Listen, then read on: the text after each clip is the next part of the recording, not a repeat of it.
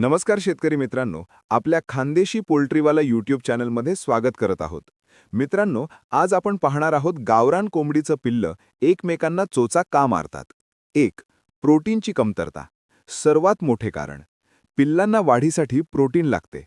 कमी प्रोटीन तर पिल्ले एकमेकांची चोच, पंख, बोटे मारतात.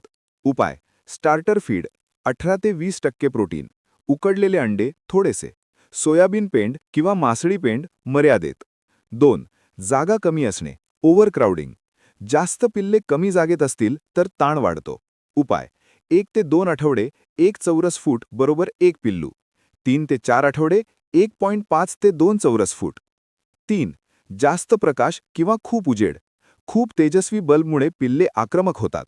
उपाय: 5 ते 10 वॅट बल्ब. लाल रंगाचा बल्ब जास्त चांगला. 4. खनिजे व मीठ कमी. मीठ, कॅल्शियम, मिनरल कमी असतील तर चोच मारतात. उपाय: मिनरल मिक्स.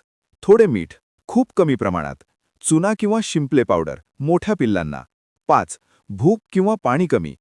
पिल्ले उपाशी असतील तर आक्रमक होतात. उपाय: नेहमी खाद्य उपलब्ध ठेवा. स्वच्छ पाणी सतत असू द्या. 6. आजारी किंवा जखमी पिल्ले. रक्त दिसले की इतर पिल्ले जास्त चोच मारतात. उपाय: जखमी पिल्ले ताबडतोब वेगळी करा. हळद आणि आयोडीन लावा. 7. कंटाळा, बोर्डम. काहीही काम नसेल तर एकमेकांवर लक्ष जातं.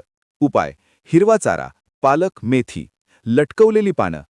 चोच मारणे थांबवण्यासाठी तात्काळ उपाय: 1. जखमी पिल्ले वेगळी ठेवा. 2. प्रकाश कमी करा. 3. प्रोटीन आणि मिनरल वाढवा. 4. पाणी तपासा. दुर्लक्ष केल्यास काय होते? पिल्ले मरतात, वाढ खुंटते, पुढे अंडी देण्याची क्षमता कमी होते. तर मित्रांनो, असेच व्हिडिओ पाहण्यासाठी आपल्या यूट्यूब चॅनलला